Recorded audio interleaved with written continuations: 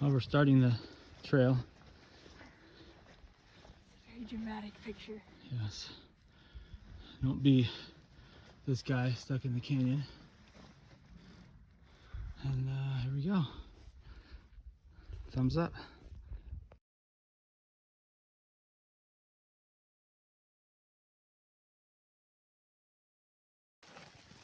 All right, so morning of day 2, and it is snowing on us. Oh, yeah. We're staying in our tents for now. I don't know if you could see the snow on camera, but I guess snow is better than rain, although it was raining. So we will play it by ear for a while. Decided to do the jet boil in the tent, only because it's really wet and I've got it really low and I've got ventilation. And the alternative is to be very cold. So taking a calculated risk here. All right, so the snow has pretty much stopped and the rain has stopped.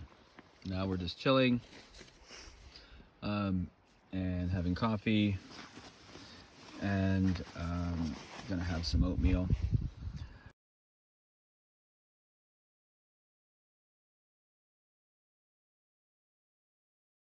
This is the 20th river cross. Number 20.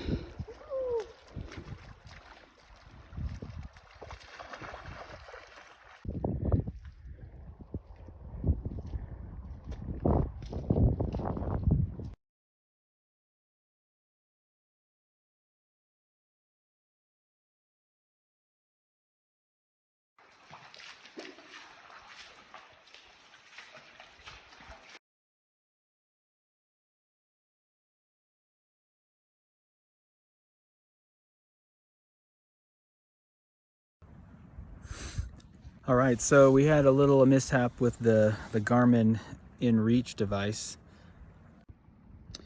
Essentially, it has preset messages that come from the factory, and if you go mess with them on the Garmin website, you have to sync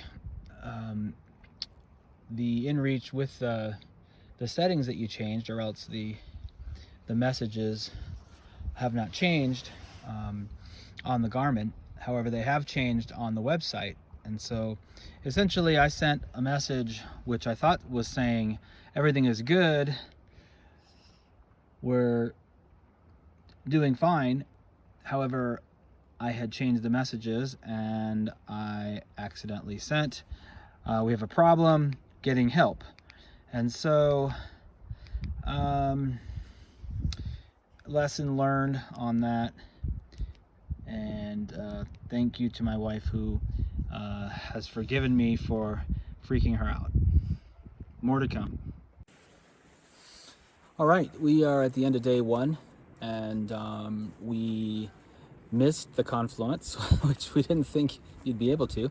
We're sort of, from all the YouTube videos, we were expecting a very big open area. We did see the gulch, but because it wasn't a big open area, we didn't think we were actually at the confluence. So we went probably maybe 3.5 miles further, maybe. No, like probably 3.5 total to get back to the confluence. Yeah, our GPS with the being in the canyon was kind of intermittent, so it was difficult to tell. But we were able to scope out a mile or two past the confluence and then back, and we found a very cool camp site. Actually, one of the other backpackers recommended that we check out this one, and it had really good sun, which was good. So let me show you what this looks like.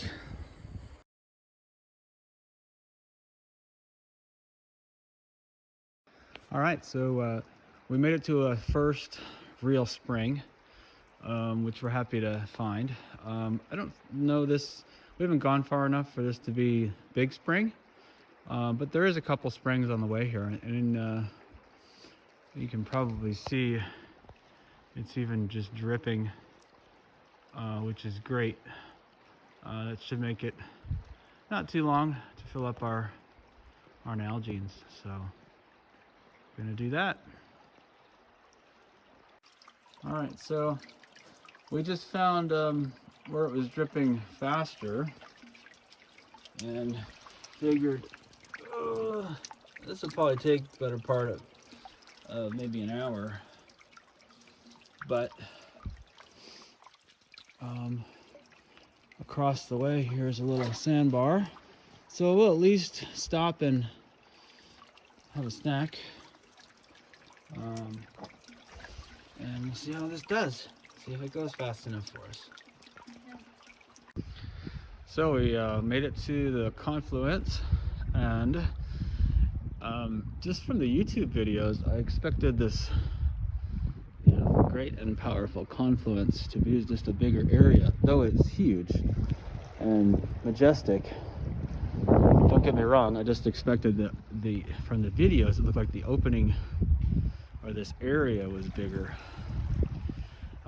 And so the first time we walked right past it, not thinking it was thought it was just another slot. But here we are, so we're gonna go check it out. We're not gonna go too far in today. We're going to explore it tomorrow. And the weather is gonna be a little bit better tomorrow, so it's gonna be great.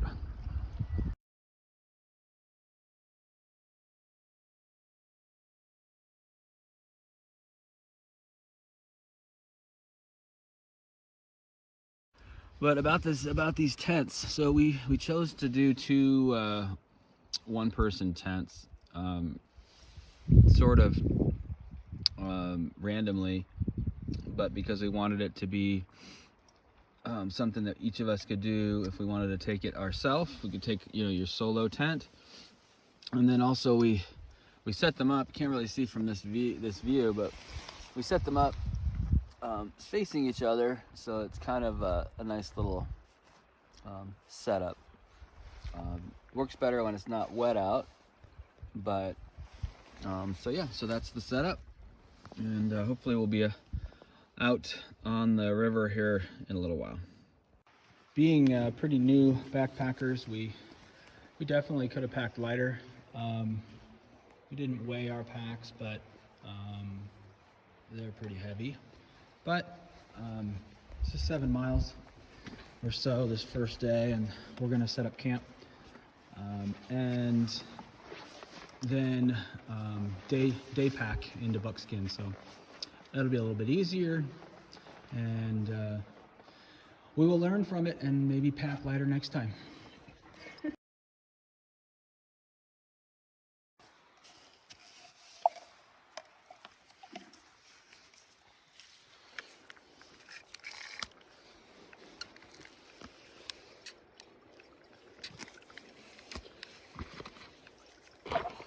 Filter's been finicky ever since we filtered the Paria River. I think it jacked up the cartridge filter inside of it. Still works, thankfully, but it's the first thing I'm gonna throw away and replace when we get back home.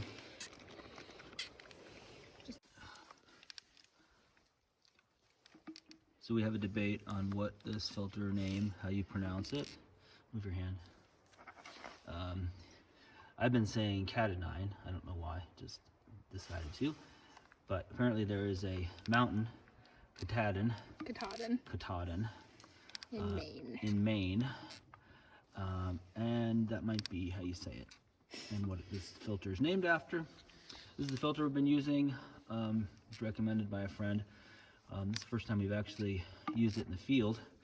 It seems to work pretty well, although we clogged it pretty badly with the Paria when we had to filter the first day from the Paria, and it's definitely need to replace the filters on it. But it's still working, so we're still using it, and hopefully it'll get us through the end of the trip. And as soon as we get this second Nalgene filtered, we'll be off into Buckskin.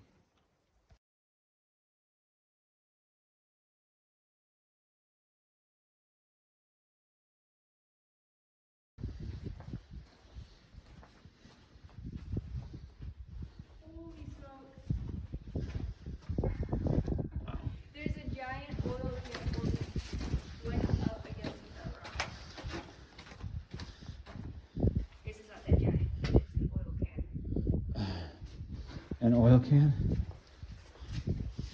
Something like that. Oh yeah, some barrel.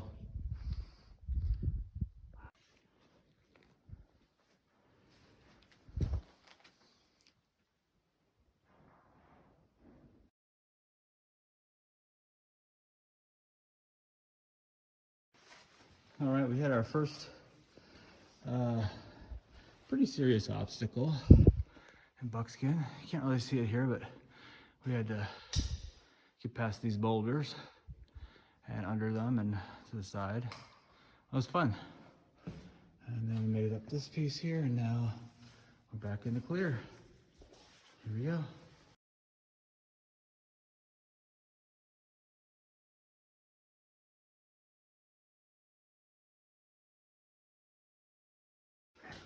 So we sort of took the wrong route. It wasn't too bad, but then we just noticed the iconic spot here. So we're just gonna do it just for kicks.